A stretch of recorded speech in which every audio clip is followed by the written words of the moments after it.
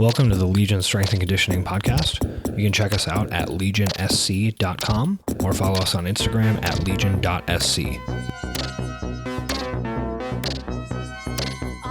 All right, so to continue our discussion on improvisation in training, sticking to the plan, making adjustments, we're going to kind of go in this episode with a discussion on what we want the final outcome to be for athletes. Right. So we've been talking about when athletes should stick to the plan, when they should make adjustments, when they should tweak things, when they should push through, when they just need to suck it up and execute whatever's written in their training plan. And the goal of all of this discussion and the goal of training is to essentially empower athletes to make good decisions, right? So it's not necessarily about always sticking to the plan. It's not necessarily about always having your reps and sets perfectly mapped out for some 20-minute AMRAP ahead of time, nor is it about just being like, totally reckless and just jumping into things and seeing what happens, or like always tweaking things and moving stuff and switching days around.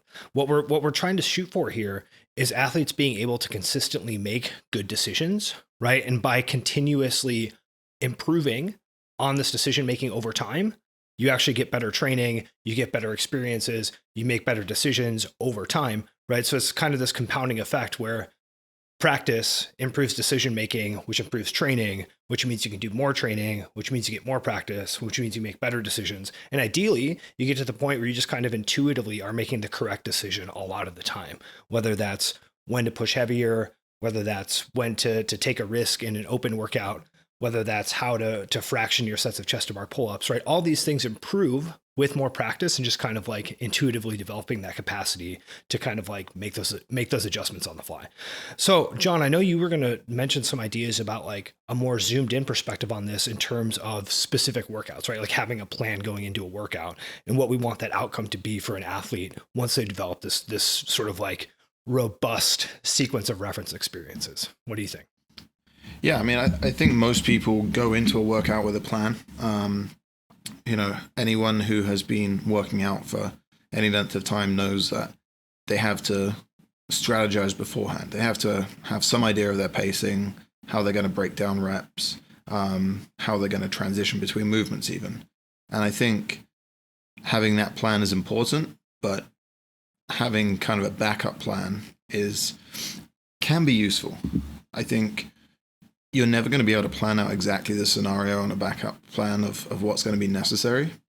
But things like a workout with deadlifts, if it's at a weight that you can cycle, and let's say that open workout with the 55 reps of everything, they had the 55 deadlifts at 225, 155.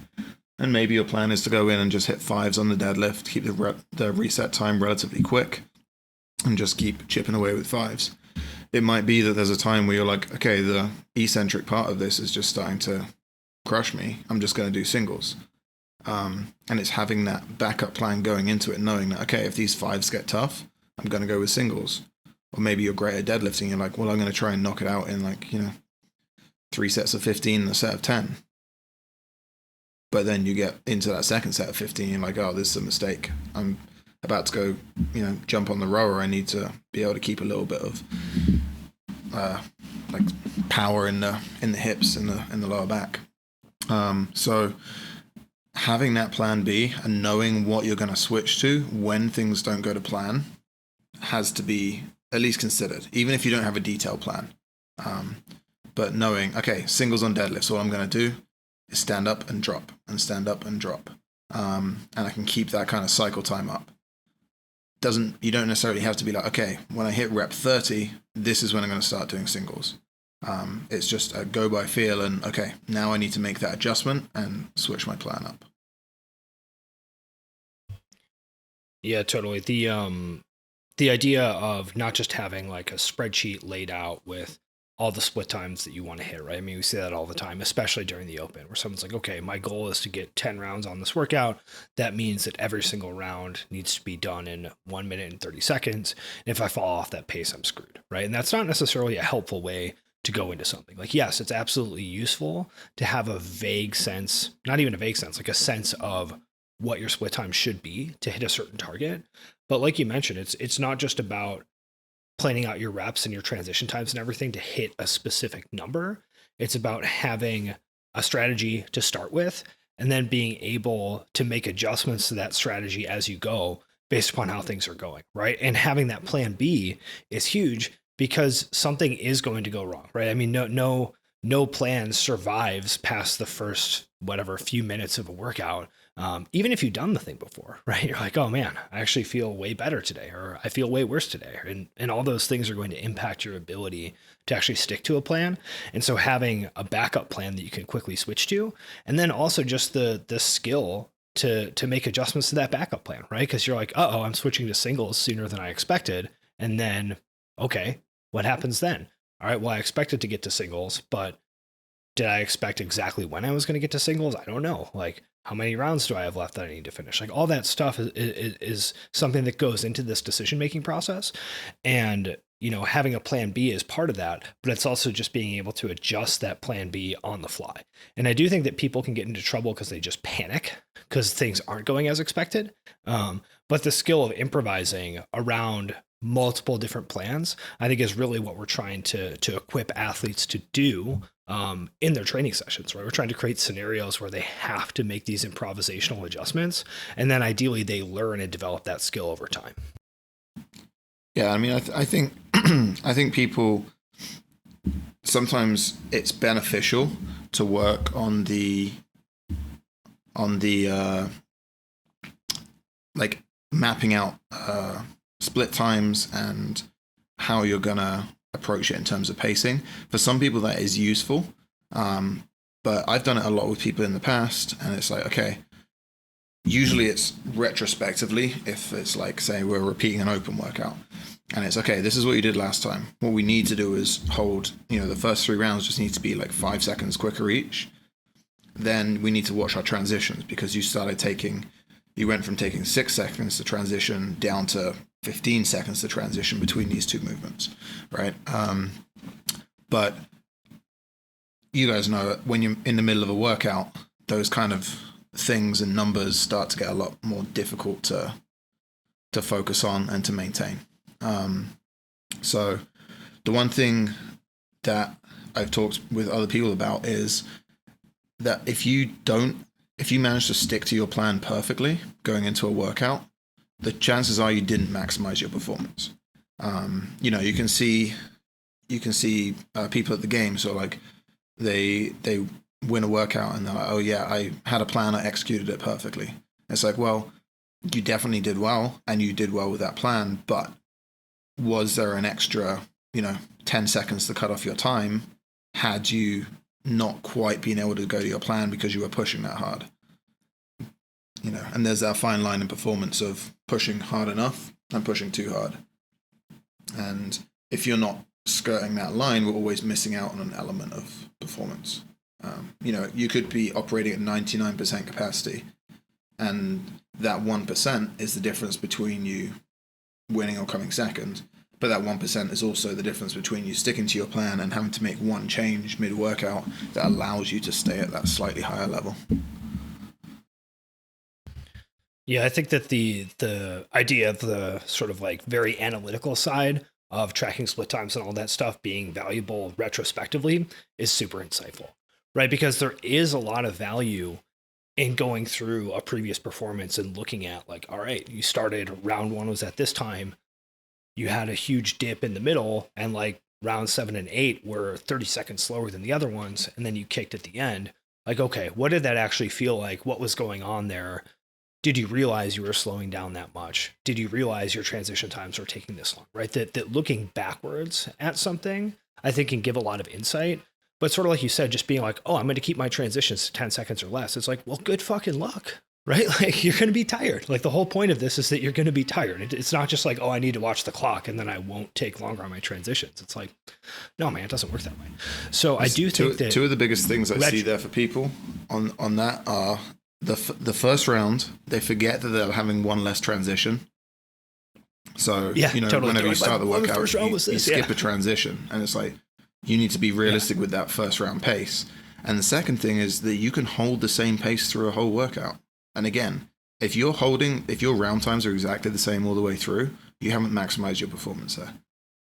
You've left something in the tank. Yeah. so that you have to assume there's going to be drop off. And yeah, maybe the last round you can speed up as you get closer to that end point. But if your pacing is the same all the way through and there's nothing changing, you left something out there. Like you could have got more out of that workout. Yeah, John, I think that's insightful as well, right? That like a racing scenario is not necessarily the same thing as a training scenario, right? In a training scenario, the goal may be, hey, I want all your split times to be like plus or minus 1 second, because I want you to find a pace that is sustainable for you for this kind of workout. However, if you're actually racing on it, like you need to get the best score possible, what you're typically going to see is people start fast, get some attrition, and then kick at the end, right? Like a well-run race is going to have that dip in the middle where you start to lose it a little bit and then you kick at the end. So a perfect performance from like a racing perspective, like you're saying, in terms of maximizing your actual output, is not going to be steady all the way through. It's going to have that part where you're like, oh, I don't know if I can hang on. All right, I have 2 minutes left. Like, let's push it a little bit. And it's, that's maybe only applicable in a CrossFit setting. If you were to take it into like like track events, maybe we're in a situation where someone does pace it perfectly and they, progressively speed up through the race, et cetera, et cetera. But I think I actually don't think that's true. I mean, I'm not an expert in track by any means, but I do think that you see that same pattern in like most winning performances in a lot of track events too, right? I mean, if it's shorter, you don't necessarily see the same kick at the end because you just like go out hard and see if you can hang on. But in, any sort of endurance based event, whether it's track or swimming or whatever, my understanding is that you are going to see that same sort of like start fast, lose it a little bit. I think there's less of the, I think it's, yes, there's a kick at the end, but I think it's more of a consistent pacing or even, negative splits as they go through. But anyway. Yeah.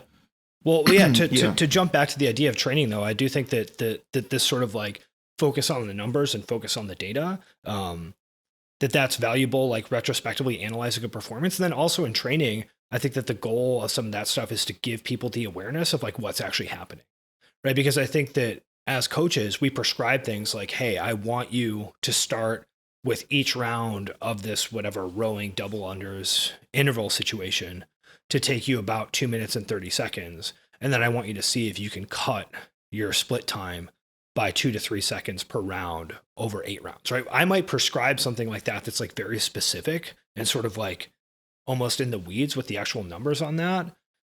And the reason I might prescribe that for someone is because I want them to develop the awareness of what's actually happening, right? Because part of the goal of that type of session is to say like, you should be able to feel the difference in effort between these things. You should be able to feel the difference in pushing the transition time off of the erg, like grabbing your rope right away. And you should be able to understand what it feels like to actually try to do double unders, like literally faster per rep with a little bit of fatigue from the rowing, right? And I want that person to experience each of those different scenarios as part of a training stimulus to build the skill of being able to improvise like in a performance setting. And that's not necessarily the way that they should approach an actual workout that they're doing in a competitive scenario, but through training those things and being sort of specific with like, the clock is going to give you feedback on how you're doing on this. And that's intended to build your sort of like awareness of how things feel compared to what's actually happening in real life. That's sort of like the goal of a lot of different training sessions, I would say. Is that similar to say, I'm just jumping in here. I'm just getting the back end of that conversation. I think I remember you wrote for me, Todd, like 5 rounds, start off at a walkthrough pace, and then just like increase the pace every single round. And it was like, I just remember it being like, what I remember taking from that was sort of like okay, this is what I should do, and this is sort of me blowing up towards the end or something like that. And I think it's sort of giving people the awareness. And I've used that with my athletes, and that's sort of what I've tried to do, is being like, by the middle round, you should be, say, for, it's 5 rounds, increase pace every single time. But by the middle round, you should be hitting that pace that you're probably going to be doing in a 10-minute workout or something along those lines. Yeah, I mean, I think that that sort of like start slow and speed up that there's a few different reasons that I would tend to prescribe that for an athlete. I mean, one of them is what we just talked about. Luke, like you mentioned, that can also be something that that stops people from blowing up, right? Especially sort of like higher power athletes who tend to kind of go out hot and then see if they can hang on. In order for them to get the training stimulus that we want out of a session, particularly if we're trying to kind of build like the ability to do CrossFit as like an aerobic muscle endurance activity, for them, they're like, fuck it, I just go hot and like just hang on, right? And it's like, well, okay, like that may actually work, and you may be able to do some pretty good performances with that strategy. But what we want you to be able to do long term is turn this into something that looks more like cyclical work, where you're not just kind of like blowing up and seeing how long you can suffer through to get to the end of the workout. And so by starting slower and then building up over time, ideally you're training the energy system's response you want from that. And then if you kind of dig into some of the like muscle occlusion stuff that Evan Pycon has put out, right? By starting slower like that, you're actually facilitating them being able to maintain blood flow rather than just getting these sort of like occlusions in their rotator cuffs that cause their blood pressure to spike, and for them to be unable to maintain oxygen saturation of their muscles, and they're just like dying, right? So I think there's like multiple layers to that, both from a training perspective, in terms of the athlete's experience, in terms of an energy systems experience, and in terms of balancing their ability to maintain blood flow to working muscle groups through like a difficult conditioning scenario.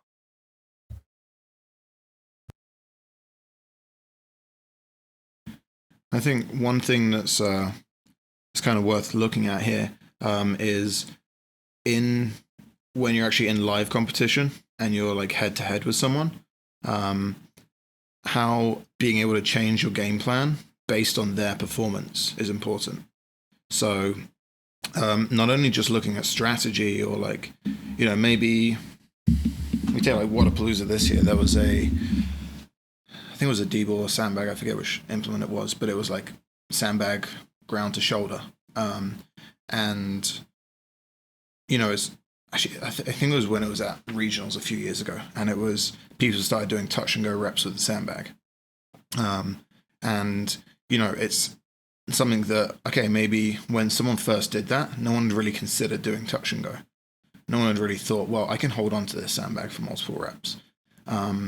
And then you're on the competition floor and you see the guy next to you going touch and go, and you're like, oh, why didn't I think that I could do that? And being able to adapt your strategy and your technique and performance based on the person next to you in order to get through the workout, and in order to be competitive there. You can have the perfect game plan for yourself, but you can get blown out the water by someone who's just approached it in a better way. And it's okay to change that partway through. You don't want to be chasing someone else and just doing exactly what they're doing and copying every move they make. But there are times when it's okay to switch up your approach to a workout based on someone else's performance. Yeah, and I think that the overall process of developing flexibility in training and that skill set of improvising, like that gives you the opportunity to make an adjustment like that. Right? Like if you have a little bit of spare capacity and you understand how you feel in the specific moment, and you've practiced situations where, unexpected things happen in training, then you're more likely to be able to adapt and adjust to that than someone who's like very, very stuck on following a super specific plan. So yeah, I think that feeds into not just like a competitor being like, oh, surprise, I found this fantastic new strategy for doing this movement. But also, I mean, we talked about this in one of the previous episodes in this little sub-series, right? Like if you're a good athlete and you're following an individualized program in your home gym and you're training by yourself all the time, you're not necessarily used to someone just like beating the shit out of you on a workout, right? And even if you are a good athlete training with other people and you tend to be one of the better people in the group, again, it's totally different when you show up to some sort of semifinal or something and you're like, oh no, like I'm in last place in my heat. Like, I feel like I did everything. I'm broken and I'm moving quickly. And like, these fuckers are all way faster than me. What do I do? Right. You just have to be able to adjust to that. I think that is literally the experience that, let's put it out there, like 90% of people have competing in sport. It's like you'll go through all of you. If you sort of follow that, you hit a lot of, you train a lot individually. You're doing your own thing, and then you go to a competition or you do a qualifier, and all of a sudden, I think for 90% of the people, they go through that experience where they had just it, especially with how quickly the sport grows. But I mean, going back to sort of the improvising and things like that, if you do unpack a lot of the more, you could say, just sort of like pockets of like elite camps that are around the world where people are sort of training together, you know, even the ones with more structure, they have like a level of you've got sort of, you can say, you got the groups that no doubt have like a bit, you know, maybe a strength cycle, but literally every single day is a different workout, and it's just whoever just sort of turns up and starts writing on the board or that type of thing. But then those places that do sort of value more of a planned approach, more of maybe a deeply thought out approach, that do individual programming, they still have some element of, I wouldn't say like randomness, but like people are flexible, and it's not unheard of. Yeah, I remember like sometimes athletes, they'll be like, "Oh, can I jump in on this with someone?" And they sometimes seem surprised when I'm like, "Yeah, go for it. Just do that as much as you sort of want, you know, within reason." Because I think a lot of people's expectations is you pay for this individual program or you go through individual coaching, and it's all about executing that thing that you're doing, when it's more of a process and being adaptable in those situations and being able to jump in with a competitor's crew on a Saturday, or, you know, someone's in town who is a competitor and they're dropping in, and, you know, being able to just do a workout with them and then sort of have a bit of a gut check in those situations, they're really valuable because they provide those learning experiences over a long period of time. And training isn't necessarily just about, okay, this is the thing I've got to do, and I do the thing, and then this is the outcome. It's a process that you're trying to learn throughout. And I suppose one of the things that I've noticed in my coaching is when I did start doing a lot of individual coaching with people, it was really, you know, I did put a lot of thought into it, and I really was, you know, very, you know, I wouldn't say strict, but I'd want my athletes to do everything sort of and execute it as I wrote it. Whereas now, you know, I'm more concerned with them just being able to create a bit of a process over the long term, and I'm a lot more relaxed about how they do it.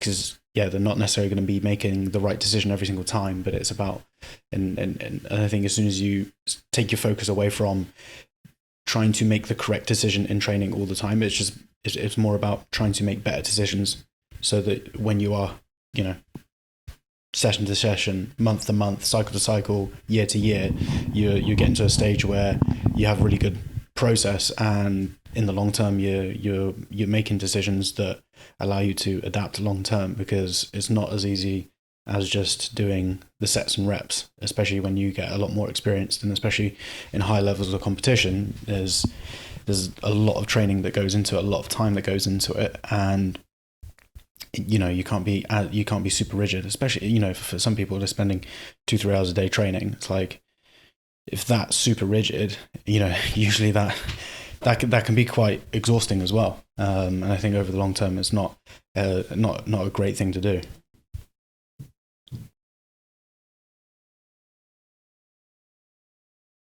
Yeah, Luke, I think that what you're touching on there is kind of like the thrust of this whole series, right? Is that the goal is to get people making better decisions in their training, making better decisions in their competitive environments. And sort of like you said, sometimes the way to do that is to be rigid. I mean, we talked about that, right? Sometimes the way to improve someone's decision making is to give them very specific scenarios that they have to react to, and they have to understand, they have to get the feedback from the clock. They have to get the feedback from the exact pace on the ski erg, which is like, you need to go slower than you think so that you feel what it's like to not push as hard on this, right? You need to go faster than you think so you understand that you can still keep moving even when you're coming off of this breathing heavy. Sometimes we want that very, very specific scenario to happen so that someone can understand what that feels like and incorporate that into their decision-making process. Other times, you know, you show up to the barn and Rich writes some bullshit on the board and you just kind of wing it and see what happens, right? And that the right thing for each athlete to do, you know, is sometimes in one direction, sometimes it's in the other. But the outcome of all of those scenarios for athletes who do well with them is that this decision-making process improves, which improves their training, which improves their competing, which makes them more flexible, which makes them more adaptable, which means their training gets better, right? You can just get that kind of like compounding loop like that. So learn to improvise, be adaptable, but sometimes that means being rigid in your training. Great. Be adaptable, but don't be, I think is the summation of your point. That's it. That's it. That's the slogan. Thanks for listening. While you're here, go ahead and head over to your podcast player, subscribe to the show, give it a rating, give it a review, all that good stuff. You can also go ahead and click through to the show notes where you can find out more about us at legionsc.com and also follow us on Instagram at legion.sc.